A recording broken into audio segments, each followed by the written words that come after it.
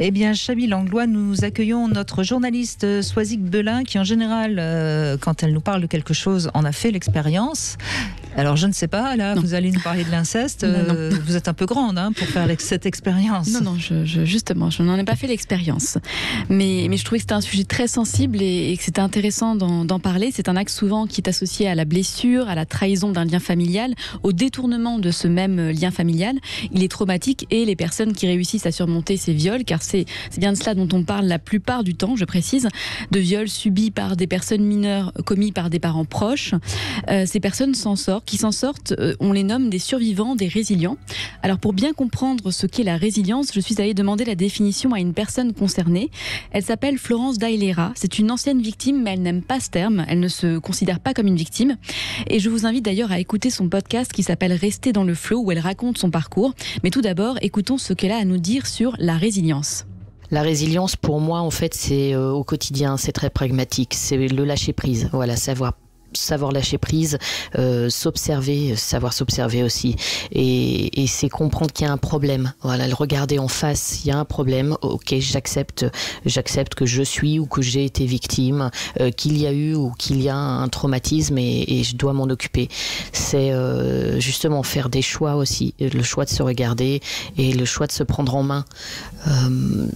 Et en même temps, la résilience, c'est le fait qu'on crée. On est en permanence en création, on se recrée et on vit le moment présent. Voilà, c'est un gros travail sur soi en fait, être résilient, et je pense même qu'on peut aller au-delà de la résilience.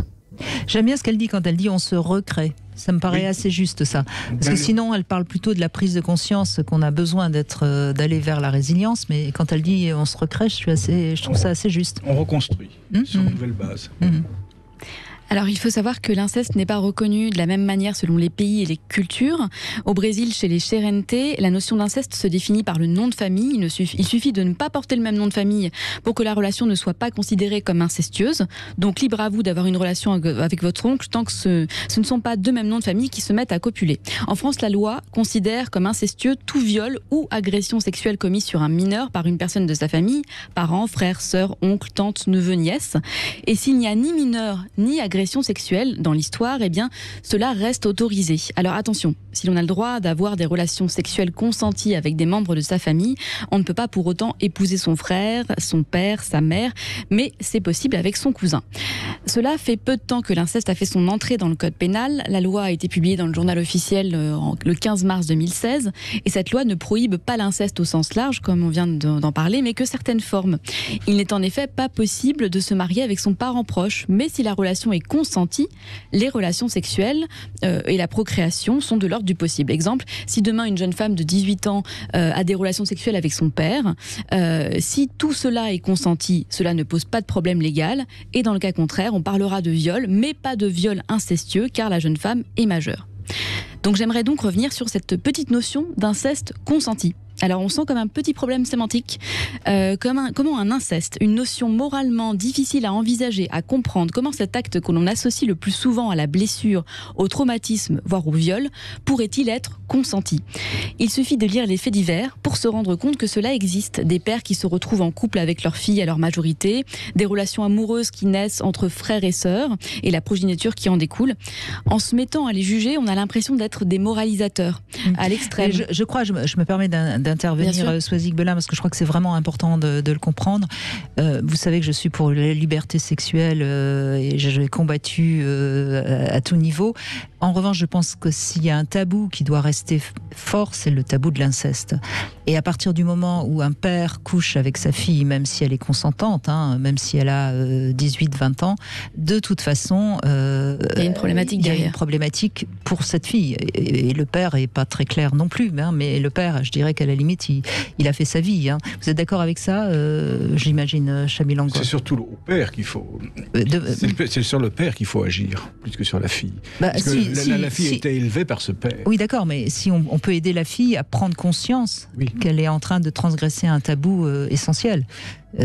Qui sera, en plus, si elle a des enfants, enfin, on imagine bien pour les enfants d'être l'enfant du grand-père et de la mère, on part avec un sacré bagage. fâche. Ah mais tout à fait, mais vous allez voir, j'y viens.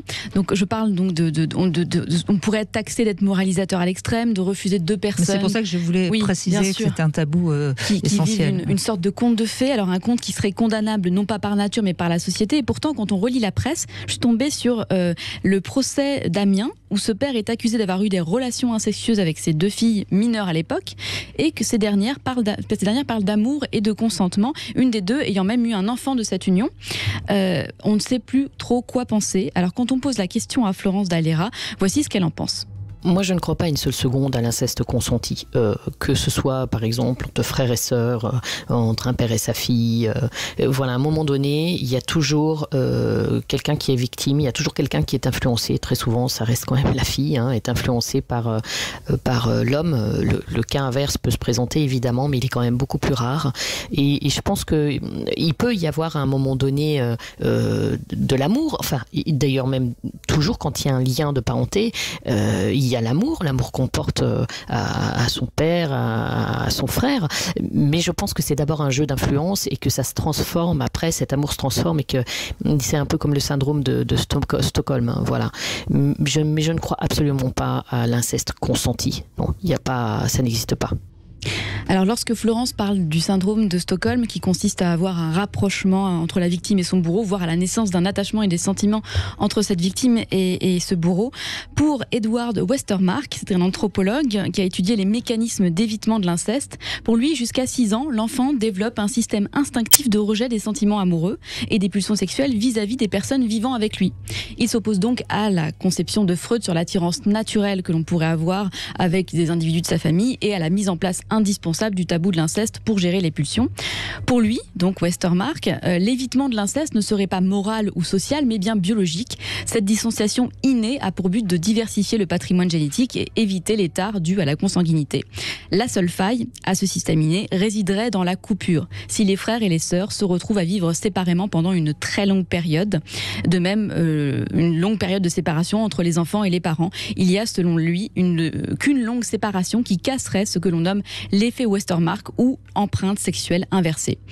Je sais que c'est un sujet sensible, mais puisqu'il faut mettre fin au tabou, je rappelle que selon une enquête Virage qui date du 23 novembre, un homme sur 8 et près d'une femme sur 5 déclarent avoir subi des violences para- ou intrafamiliales d'ordre psychologique, physique ou sexuel avant 18 ans. Donc je pensais qu'il était important d'en parler.